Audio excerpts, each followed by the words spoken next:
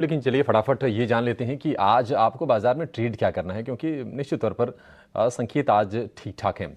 रत्नेश, शुरुआत आपसे करना चाहेंगे। बताइए क्या है आपके ट्रेडिंग पिक्स आज के लिए। गुड मॉर्निंग एवरीवन, सभी दर्शकों को नमस्कार। डेफिनेटली उसके पहले सबसे पहले तो डेफिनेटली इसरो की पूरी टीम को, आप सभी को, वो पूरे देशवासियों को 18 हाउस स्वदेश की तरफ से और आपके चैनल के माध्यम से चंद्रयान 3 की सफलता की बहुत बहुत शुभकामनाएं। और कल का दिन वाकई बहुत ज्यादा ऐतिहासिक रहा हम सबके लिए, पूरे देशवासियों के लिए। तो उससे मार्केट का शुरू करने से पहले एक दो लाइन में जरूर बोलना चाहूंगा कि बाजार में गिरावट आएगी जाएगी, बाजार में गिरावट आएगी जाएगी, एफआईज पैसा निकालेगी लगाएगी, पर इंडिया की ग्रोथ स्टोरी थी, रही है और रहेगी। तो इसलिए इस स्टोरी को मिस नहीं करना चाहिए और बाजार में बिल्कुल बने रहना चाहिए। तो अब बात करते हैं खैर बाजार की। तो बाजार में आप देखेंगे तो डेफिनेटली सबसे स्ट्रॉन्ग जो दिख रहा है, बैंक निफ्टी का चार्ट दिख रहा है, एक अच्छा राउंडिंग बटन और फॉर्मेशन यहाँ पे बनता हुआ दिख रहा है एक कंसोलिडेशन के बाद में। और मुझे ऐसा लगता है कि 50 दिन मूविंग एवरेज बहुत जल्दी निकालने वाला है। और ऑप्शन चेन डेटा भी आप देखेंगे तो कल के सत्र में काफी ज्यादा पुट राइटिंग एक्टिविटी खड़ी हुई, कॉल राइटर ने अपनी पोजीशन स्क्रब कर ली। तो मुझे ऐसा लगता है कि आज बाजार भी चांद पे जाने के लिए पूरी तरह से तैयार है। तो बाजार में एक अच्छी तेजी आज के सत्र में हमको देखने को मिल सकती है। और स्टॉक्स की अगर बात करें तो सबसे पहले मेरी तरफ से एक्सिस बैंक रहेगा। एक्सिस बैंक में काफी अच्छा है कि इसमें राउंडिंग फॉर्मेशन बनते हुए दिख रहा है कंसोलिडेशन के बाद में। तो मुझे ऐसा लगता है कि 969 का स्टॉप लॉस लगाना चाहिए और 1005 तक के टारगेट यहाँ पे देखने को मिल सकते हैं। दूसरा नेल्को रहेगा। नेल्को में ब्लैक पैटर्न का बनते हुए दिख रहा है, 835 रुपए का स्टॉप लॉस लगाना चाहिए, 880 रुपए तक के टारगेट यहाँ पे आते हुए दिख सकते हैं। ठीक है, एक्सिस बैंक हो गया और नेल्को हो गया सर आपकी लिस्ट में। और आपको भी चंद्रयान के सक्सेसफुल मिशन की बहुत बधाई। जय, आपके पास लौट आते हैं आपके पास। गुड मॉर्निंग, आपको भी बहुत बधाइयाँ। आप बताइए आपके शेयर कौन से हैं सर। तो good morning everyone and congratulations to all of us. India ने अच्छा चंद्रयान का मिशन सक्सेसफुली कंप्लीट किया एंड वर्ल्ड में एक अच्छा खासा पोजीशन हमारा स्थापित किया।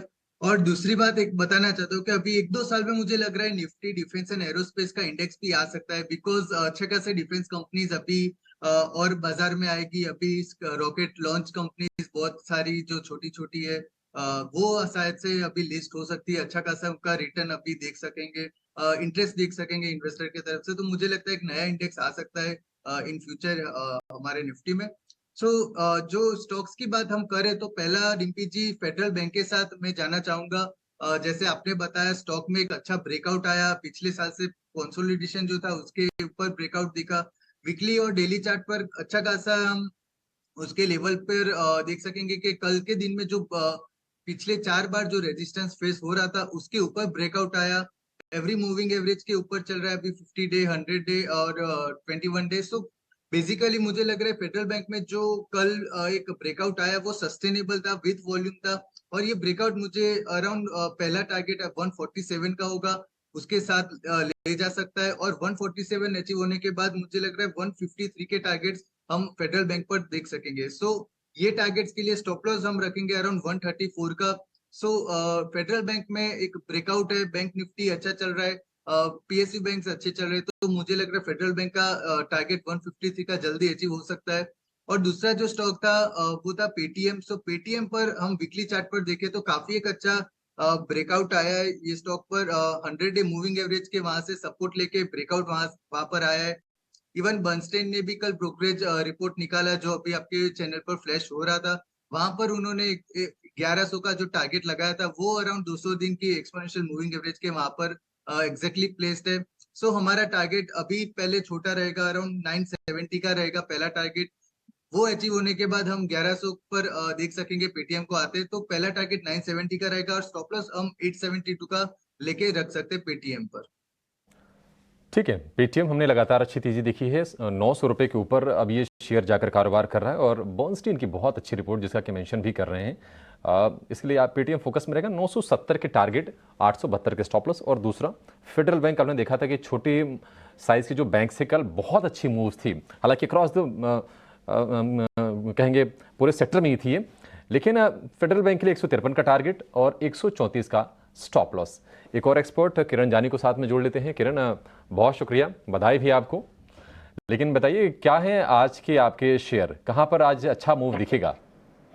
Very good morning everyone. So आप सभी को भी बधाई, जितने भी हमारे दर्शक हैं उन सबको भी चंद्रयान की सफल लैंडिंग के ऊपर सबको बधाई। इसरो के साइंटिस्ट ने एक बार फिर से साबित कर दिया कि अगर हम फेल होते हैं तो वही एक सफल होने की चाबी है। जो लास्ट टाइम हमने फेल मिशन हुआ था, अब एक बार वापिस हमने सक्सेसफुल कर दिया है। So again big congratulation to them.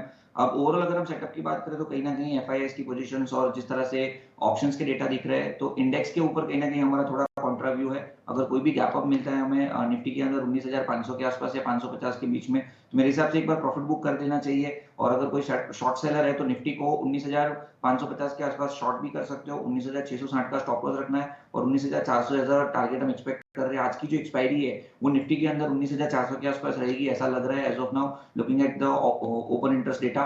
Coming to the bank Nifty में भी सेम चीज है। और 44,500 44,600 के ऊपर आप देखोगे तो ये दोनों स्ट्राइक का कॉल का ओपन इंटरेस्ट 5 लाख से ज्यादा लॉट का है। तो कहीं ना कहीं इसके ऊपर मार्केट सस्टेन करे या तो इसके आसपास एक्सपायरी है, उसके चांसेस कम है। तो there are very good chances कि बैंक निफ्टी में भी कोई भी हमें गैप अप मिलता है 44,600 के आसपास, तो वहां पे एक बार प्रॉफिट बुक करना चाहिए।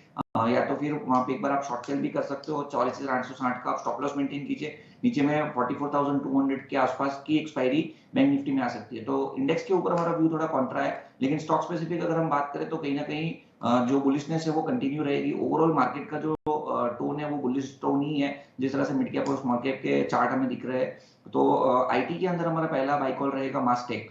डेली चार्ट के ऊपर आप अगर मास्टेक देखोगे तो एक असेंडिंग ट्रायंगल पैटर्न ब्रेकआउट हमें देखने को मिल रहा है। 2150 के आसपास क्लियरली एक रेजिस्टेंस ब्रेकआउट हम देख रहे हैं। तो मास्टेक 2150 के आसपास हम लॉन्ग करके जाएंगे।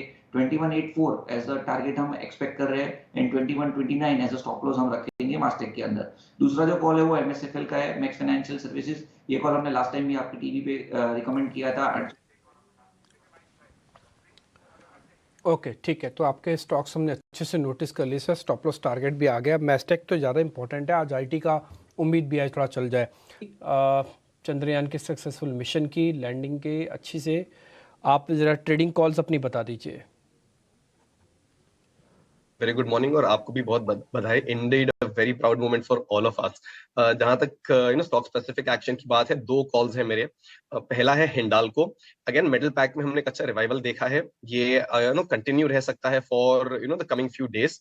तो हिंडाल्को आप बाय करके चले 470 और 480 के टारगेट्स के लिए। यहाँ जो आपका स्टॉप लॉस है ये 450 का रहेगा। जो मेरा दूसरा पिक है that is engineers India.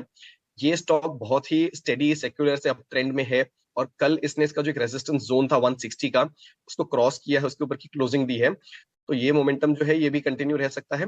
Trading के लिहाज से अगर आप ले रहे हो तो 169 175 के 2 टारगेट्स के लिए बाय करें। 159 ये आपका स्टॉप लॉस रहेगा। एंड एज अ डिस्क्लेमर, ये स्टॉक्स हमने हमारी एडवाइजरी सर्विस के तहत हमारे क्लाइंट्स के साथ डिस्कस किए हैं।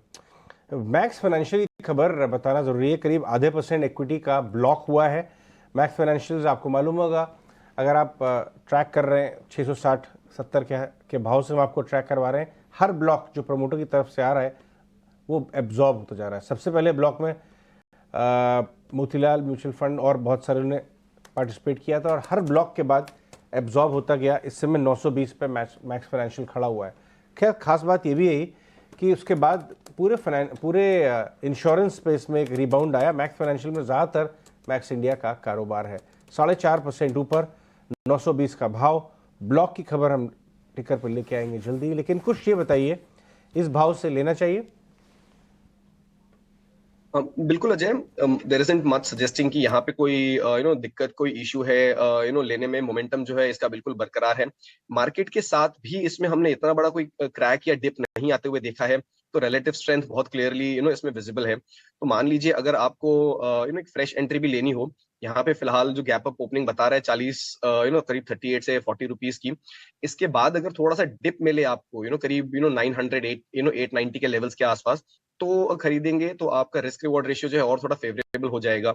इन दैट केस 875 ये आपका स्टॉप लॉस रहेगा। टारगेट फिर से पहला 920 और दूसरा जो है 950 का रहेगा।